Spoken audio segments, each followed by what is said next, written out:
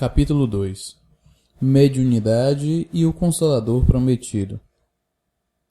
Pergunta: que relação há entre a mediunidade e o Consolador prometido por Jesus? Que é propriamente a mediunidade? A mediunidade é o patrimônio do espírito. É faculdade que se engrandece em sua recepção psíquica tanto quanto evolui e se moraliza o espírito do homem. A sua origem é essencialmente espiritual e não material. Ela não provém do metabolismo do sistema nervoso, como alegam alguns cientistas terrenos, mas enraiza-se na própria alma, onde a mente, à semelhança de eficiente usina, organiza e se responsabiliza por todos os fenômenos da vida orgânica que se iniciam no berço físico e terminam no túmulo. A mediunidade é faculdade extraterrena e intrinsecamente espiritual em sua manifestação no campo de forças da vida material. Ela pode se tornar o elemento receptivo das energias sublimes e construtivas provindas das altas esferas da vida angélica. Quando é bem aplicada, transforma-se no serviço legítimo da angelitude, operando em favor do progresso humano. No entanto, como recurso que faculta o intercâmbio entre os vivos da terra e os mortos do além, também pode servir como ponte de ligação para os espíritos das sombras atuarem com mais êxito sobre o mundo material.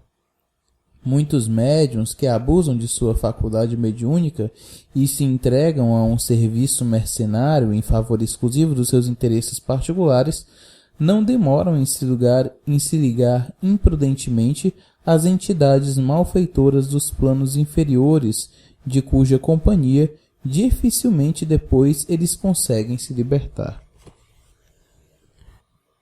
Pergunta: Dizem certos médicos estudiosos do assunto que a mediunidade é apenas um fenômeno orgânico. Que dizeis sobre isso?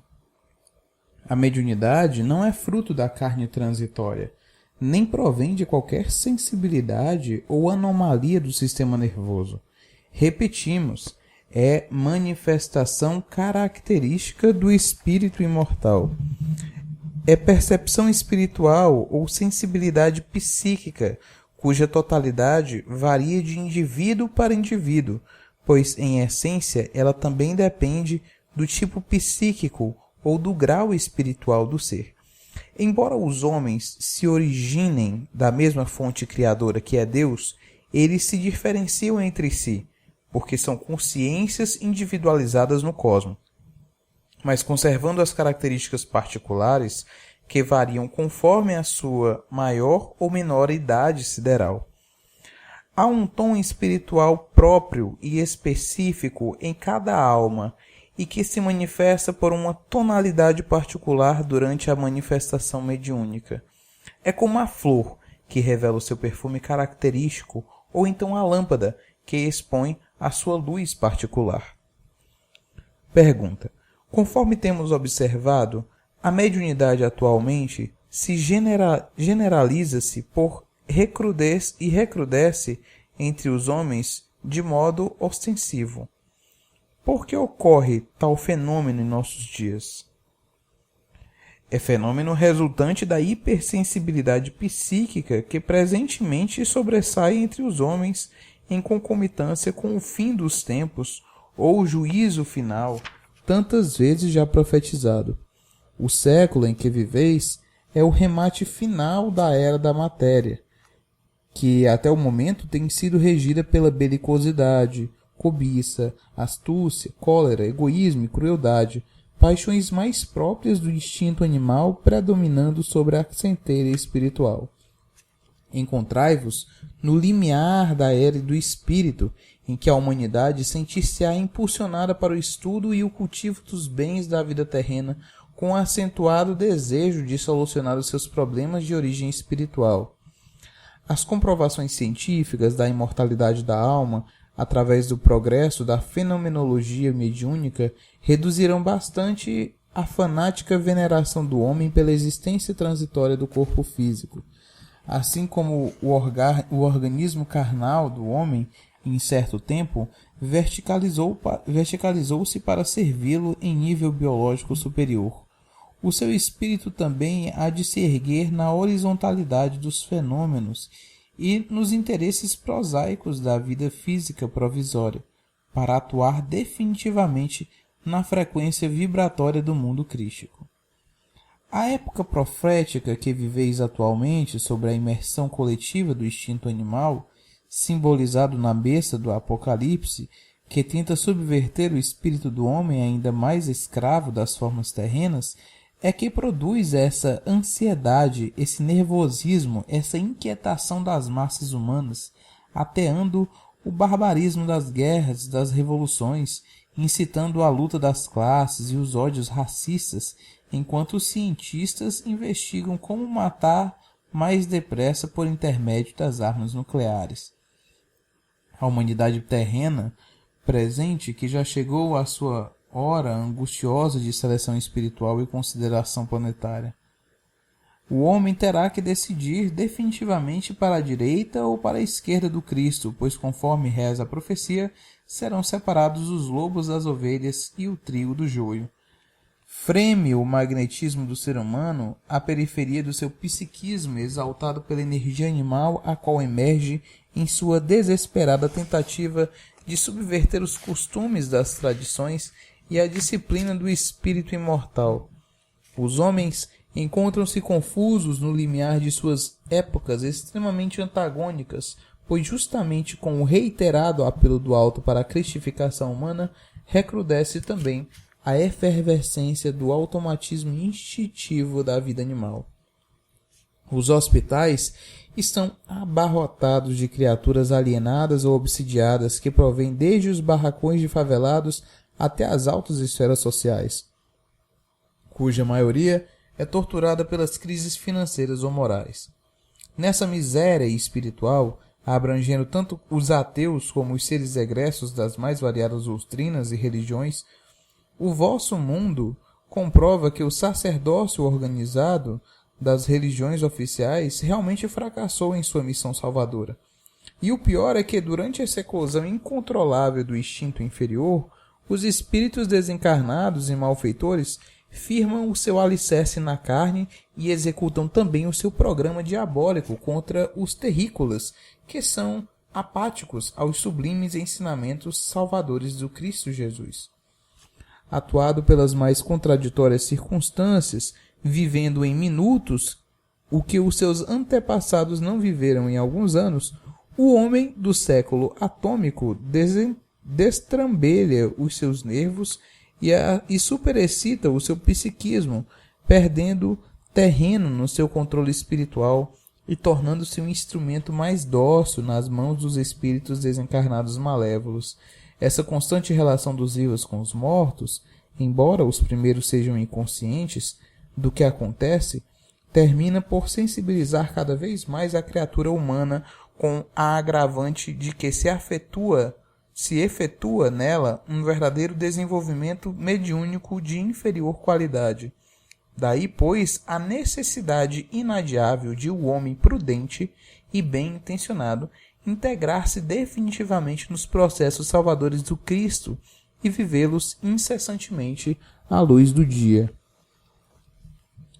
Pergunta: poderíamos supor que o progresso científico atual também contribui para essa hipersensibilização humana em que o homem cada vez mais se sintoniza com as forças do mundo oculto?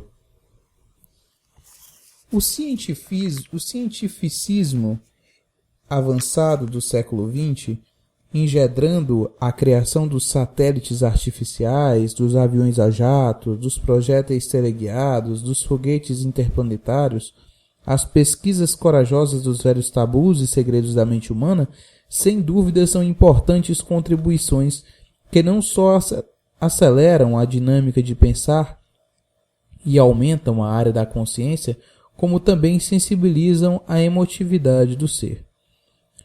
Já vos lembramos de que o homem atualmente vive em algumas horas e de modo simultâneo os raciocínios e reflexões, as conjecturas e as mutações mentais e emotivas que os seus antepassados não chegavam a experimentar em dezenas de anos.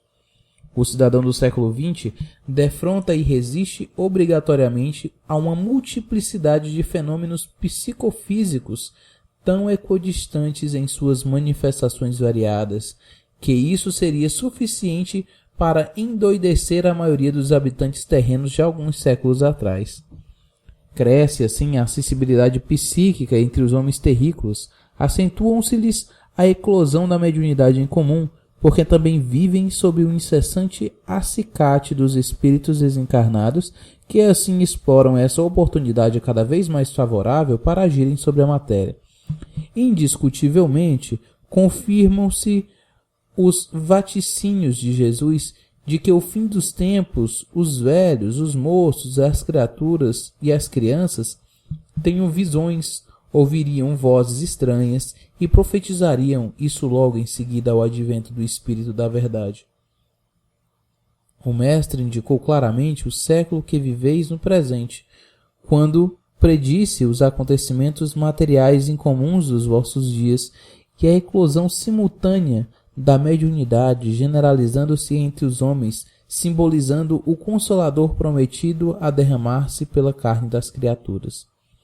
Assim se manifestou o Divino Amigo em suas palavras inesquecíveis: se me amais, guardai os meus mandamentos, e eu rogarei a meu Pai, e ele vos enviará outro Consolador, a fim de que fique eternamente convosco o Espírito de verdade, que o mundo não pode receber, porque não o vê e absolutamente não o conhece. Mas quanto a vós, conhecê-lo-eis, porque ficará convosco e estará em vós. Porém, o Consolador, que é o Santo Espírito que meu Pai enviará em meu nome, vos ensinará todas as criaturas e vos fará recordar tudo o que vos tenho dito. Pergunta: poderias esclarecer-nos melhor sobre o sentido correto dessa promessa de Jesus? Procurando-se o sentido exato da figura de Jesus, enunciou na promessa referida, verificamos que ele aludiu, em particular, a espíritos desencarnados de ordem superior, ou seja, as equipes de estirpe angélica, sob a alegoria do Espírito Santo ou o Consolador prometido. Não é difícil identificarem-se as cortes, as falanges ou os exércitos angélicos que já operam atualmente através dos médiuns dignos e desinteressados dos tesouros do mundo ilusório da carne. Explicando-nos que o Consolador seria o Espírito Santo, capaz de ensinar aos homens todas as coisas e ainda recordar-nos de suas próprias palavras. Não há dúvida de que Jesus se referiu aos espíritos benfeitores angélicos, desde que só estes é que realmente, por intermédio da faculdade mediúnica do homem, poderiam ensinar essas coisas, pregar o Evangelho e recordar suas próprias máximas. É evidente que, pelo fato de Jesus haver se referido a outro Consolador em sua promessa profética, ele quis advertir-nos de que na terra já havia se manifestado anteriormente um Consolador, que seria ele mesmo, com a missão de salvar o homem da animalidade inferior, desde que o Mestre foi realmente um salvador da humanidade. Temos que considerá-lo como esse primeiro Consolador que, através do Evangelho, sintetizou-nos as próprias leis regentes da vida cósmica. Mas o outro Consolador, portanto, o Santo Espírito, ainda por vir e a derramar-se sobre a carne em todas as criaturas, traria o ensinamento salvador diretamente do mundo espiritual, servindo-se das vozes dos próprios espíritos desencarnados e imortais. É muitíssimo claro que só um espírito imortal é que, evidentemente, poderia ficar eternamente conosco. Jesus também esclareceu que os povos de sua época messiânica ainda não podiam ver ou conhecer o Espírito de verdade, porque é fora de dúvida que não estavam mentalmente capacitados e mediunicamente sensibilizados para compreender e recepcionar com êxito a mensagem dos espíritos elevados. Na primeira revelação do Consolador aos homens, Jesus foi o único representante direto do Santo Espírito, pois só ele conversava, ouvia e confabulava com os anjos sobre a salvação do homem. Mas de conformidade com seu vaticínio, esse mesmo Espírito Santo, na sua segunda vinda, nos ensinaria todas as coisas, comprovando a glória e a justeza dos ensinamentos do Evangelho. Há ainda, na enunciação do Mestre, um tópico indiscutível que se confirma plenamente a sua referência sobre a faculdade mediúnica a derramar-se entre os homens do século atual. É justamente quando ele menciona que o Consolador, o Santo Espírito, faria recordarmos tudo o que ele, Jesus, dissera anteriormente. Na verdade, graças ao intercâmbio mediúnico que progride gradativamente, familiarizando os espíritos desencarnados com os homens, pouco a pouco também se restabelece corretamente a identidade do mestre em sua peregrinação terrena. Algumas obras psicografadas por médiuns ajuizados e competentes já vos revelaram com mais nitidez o porte exato de Jesus naquela época, e o distanciam das obras milagrosas e das contradições psicológicas do seu tipo espiritual, quando a história religiosa lhe atribui a função de mago de feira deslumbrando multidões no cenário bíblico da milenária hebreia.